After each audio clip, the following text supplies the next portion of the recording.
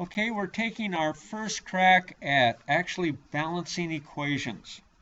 And so what I'm going to do is ask class members to tell me how much or how many atoms of each kind are on each side of the equation. So Parsa, would you please take a look up here and tell me how many, these are mercury atoms here. So that's a mercury atom, and that's a mercury atom. How many mercury atoms do I have on the left side of the equation? Okay, so you're looking at this and you're going to say 2. Okay, and how many mercury atoms are on the right side? Good, okay. You must have been thinking both of them together, the left and the right together. Yeah. Okay, see, these represent the same mercury atoms on both sides. Over here, it's with an oxygen, and over here, it's separated from its oxygen. Okay, so that's what this chemical reaction is all about, those two separating. Okay, so, and this is going to look really different from mercury oxide.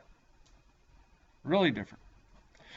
Okay, so we got one hydrogen, or one mercury, and one mercury. How many oxygens here? How many oxygens here? Okay. Now your job in balancing the equation is to get the same number of each atom on both sides.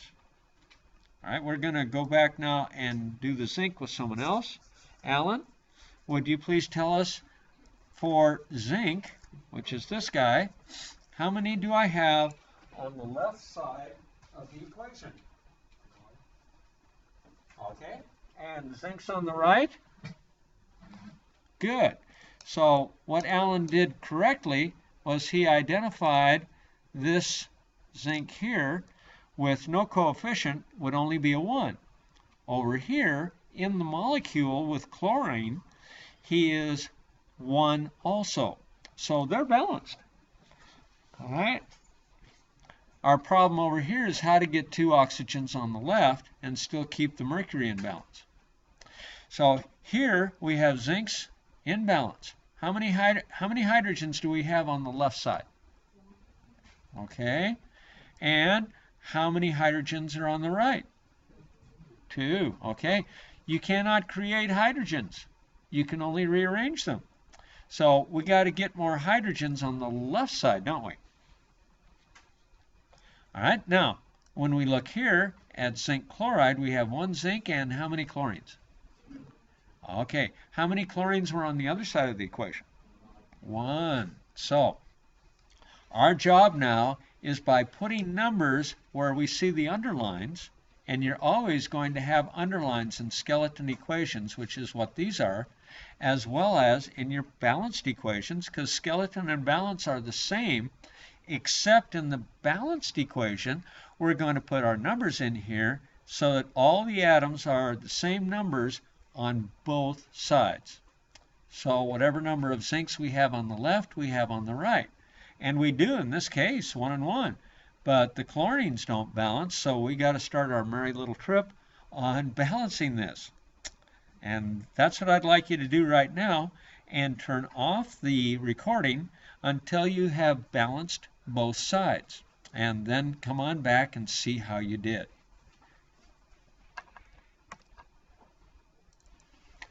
We just got a great question. What do you do with the blank lines? In other words, when you balance this guy, there's going to be 1 or more elements that don't need a coefficient. The coefficient is the number out front that gives you the ability to get the numbers of atoms the same on both sides. So, after you get it all balanced, if there's any blanks, fill them in with 1s. Okay? Does that make sense? And that's it for right now. Go back to your stuff and see if you can get the balancing done and get the 1s in where you need them. And then we'll continue. Now, when we put coefficients in, we're changing, when we just have a single atom, like mercury, if I put a 1 here, that means that I actually have only 1 mercury. know this seems very basic, but it has to be basic because that's where we are right now. If I put a 3 here, I've got to add 2 more because that's what that means. Whatever this thing is here, just a minute. There. So whatever this thing is, in this case it's just an atom. If I say there's 3 of them, that means there's 1, 2, 3 of them. Okay. Conversely, if I have this guy as only 1, then I will be having this. Now, instead of having 1 atom, I have 2 atoms just like I had up here. But they are grouped in such a way that it's a ratio of 1 to 1. You can't change the ratio. But you can change this. So if I put 3 of these now instead of 1, that means I have 1, 2, I'm going to do a copy paste, copy V, and now I have 3 of them. Now, if I look at these individuals, I have 1 mercury and 1 oxygen in the unit. So how many mercuries do I have in 3 mercuric oxide molecules? 3. How many oxygens do I have? 3. Okay, let's go ahead and do zinc chloride. Zn, ZnCl2. Mercury gets 2 oxygens for each zinc, because zinc has a charge of 2. Let's get this down. Here we go. And if I make this guy the kind of thing that I see in my formula, I'll put an underline here. And let's go ahead and copy and V.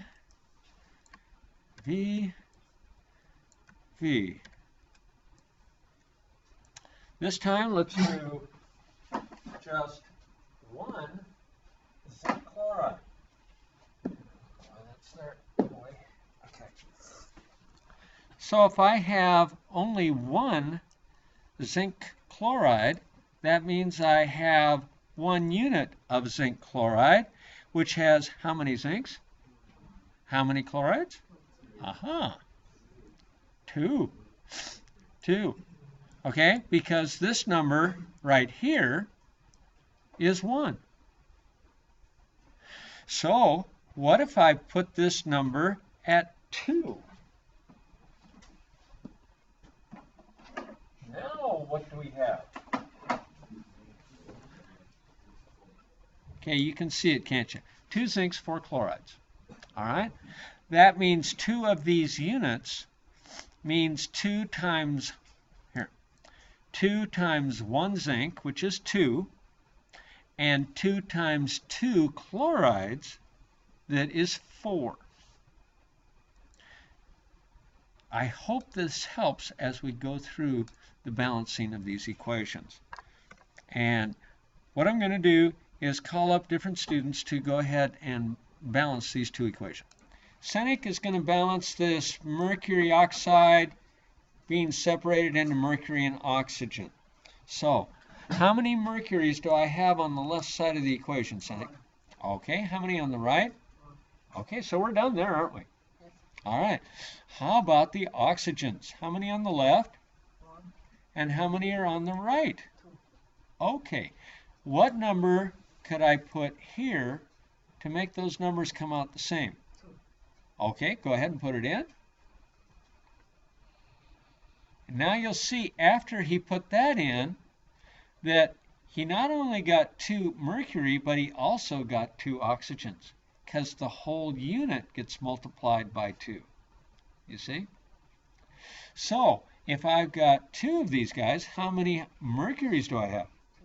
2. Okay, and what do I need to do to fix that? So put 2 in. Very good. He's pointing at the mercury on the right, and he's going to put his 2 in there. And now you are balanced. 2 mercuries, 2 mercuries, 2 oxygens because of this, and 2 oxygens over here. That's right. We're going to put a 1 over here, and now we're done. Good job. Good job. Okay, and so our reactant numbers and our product numbers are the same. What? No. We're going to have someone else have the fun of doing that one. Okay, Carla, come on up. Let's see how you do with this one. Okay, here we go. How many zincs do I have on the left side? 1. All right. How many zincs are on the right side? 1. Okay, good. So this is balanced. We're not going to put the 1s in yet. Okay? We're going to save the 1s until we have everything balanced. And only the blank lines will get the 1s. That makes it easy. Okay, so hydrogen's on the left. 1. Okay, on the right? 2. Okay, how can we fix that? By changing it. How you going to do it? 2, 2. Okay, On the left side. you're going to put 2 over here? This guy? Yeah. Okay, go ahead. And now, how many hydrogens do you have there on the left? 1. Times 2. 2. Okay. And how many hydrogens on the right? 2. Okay, you successfully balanced your hydrogens. How many chlorines do I have now? 2. And on the right? 2. All right, now you can put 1s in. See, everywhere where you don't have a 1, you put a 1 in. And you missed one. Oh. There you go. Good job. Carla did a great job on that. Thank you, Carla.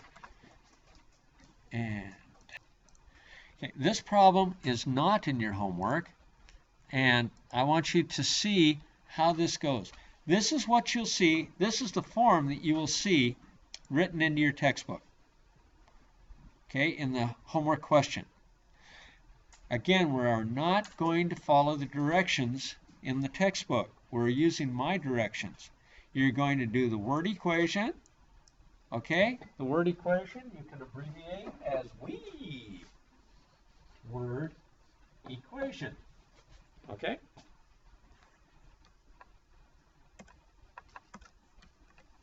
And then we're going to put SE for skeleton equation.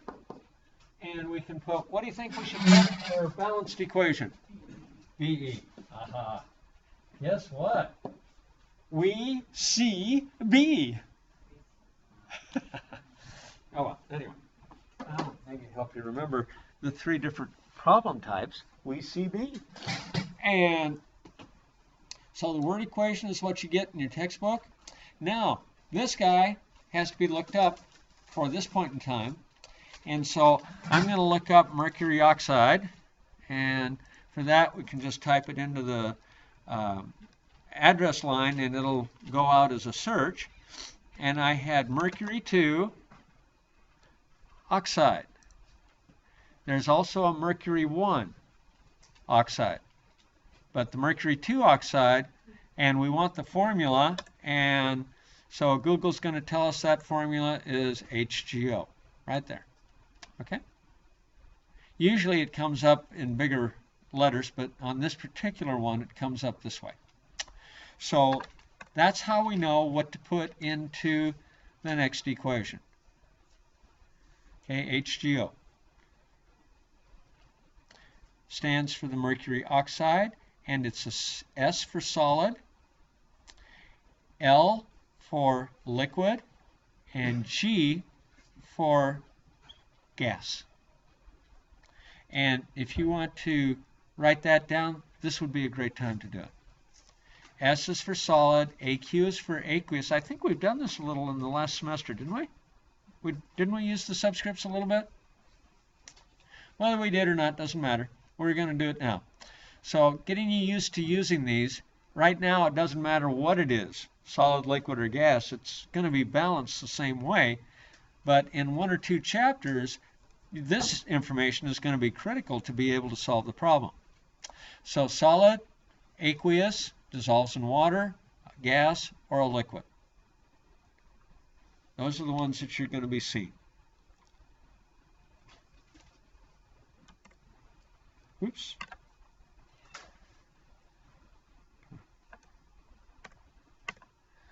There it is. That's what I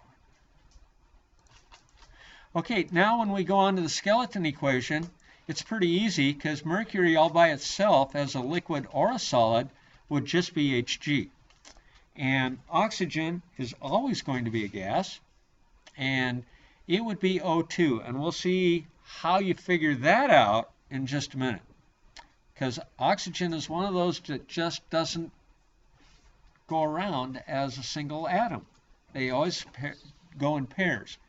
They're real lovebirds. Yeah, real lovebirds. And then the balanced equation. So as we balance this guy, we're looking here at mercury on the left is 1, on the right is 1, oxygen on the left is 1, and oxygen on the right is 2. So, anybody want to tell me what we can do? Huh? How can I get 2 oxygens on the left side? Yeah, 2 here. Okay? But that changed my mercury too, didn't it? Okay, so we got to go back here and change this guy. And then the oxygen is balanced and the mercury is balanced. So I can put my 1 here. And the reason that you're doing this way, and we'll only do it for one night. We're not going to keep writing all this stuff. We're just going to balance the equation. However, for right now, I want you to see, when you look back in your notes and you look back at today's homework, you're going to see word equation and the skeleton equation and the balanced equation, and you're going to see them as different. In the past, my students have written these down and then just balanced it. And then when you look back at your notes, you don't see any difference between skeleton and balanced. So that's why we're doing it the way we're doing it. Okay? So these guys, I'm going to cover up the others for a moment just so you can focus on one at a time. Last shot on word, skeleton, and balanced. Mercury 2 oxide. Names, not chemical symbols. Okay? Wait on your picture because you want to see all of them in there. Okay? And so, skeleton equation. Element symbols replace the names. And then in the balanced equation, it is the skeleton equation, but it's balanced. And that's why we call it balanced. It's actually descriptive. Wow. Right? Now, how do you know when you're going to have doubles? I made this up to make it easy to remember. No on 17. That's all you got to know. Okay? I took the on out of there. The on is simply to give you a feel for something like a campaign slogan. You know, we don't want to vote for 17. It's no on 17. Only no is N-O-H. No. All right? And now let's look at how these guys hook up. N becomes N2. O becomes O2. H becomes H2. If you go to column 17 of the periodic chart, the top atom is fluorine, followed by chlorine, bromine, iodine, and acetate. And that's called diatomic atoms. Atoms that go around in pairs. That allows you to do the decoding that you'll need for tonight. Okay, and let's give it a try on the first homework problem. Here you go. Let's get rid of the ink. So, we start out with the word equation. We got hydrogen and bromine giving us hydrogen bromide. We want to get that hydrogen bromide figured out. So we go, put in hydrogen bromide, Hydrogen, bromide, formula. You can see I've been here before. And there's your formula. Just as nice as you please. And so now we can go back and we can do our skeleton equation. Hydrogen bromide becomes HBr. Now, class, how do you know that H is going to have a subscript of 2? It's in 17. It's no on 17. It's not in column 17. It's way over on the top left of the chart. Okay. Bromine is in column 17. So the hydrogen you got from this guy, see, he's H2. The bromine you got because he's in 17. And that's how you work this guy out. And now you can go back and balance it. And so, how many hydrogens on the left? 2. How many oops, I didn't want that. Here, there we go. How many hydrogens on the right? Okay, how do I fix this? I put a 2 over there, I do. And now I have 2 hydrogens on the right side. And let's see if I've got this still. No. Here we go. V. Nope, that's not what I have. Okay, so let's go back. And let's get an arrow out. There we go. So, once I've got a 2 here, that means I have 2 hydrogens. Yes, 2 over here. 2 bromines, 2 over here. And now I have successfully balanced the equation, and I can put my 1's in, and I am done with problem number 1. You got 4 more, and that's all there is for the homework. I hope you find this useful in doing your homework tonight. And well, let's get this up, and so long. Stop.